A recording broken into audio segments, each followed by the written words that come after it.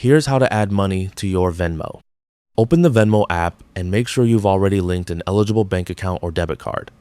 Then, tap the Me tab and select Transfer. Next, tap Add Money and enter the amount you want to transfer to your Venmo balance.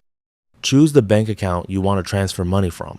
If you have multiple accounts linked, select the one you'd like to use for the transfer. Depending on your account, Venmo may offer instant and standard transfer options.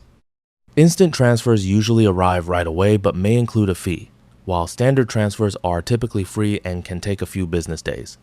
Review the transfer details, then tap Add Money or Confirm to complete the transfer.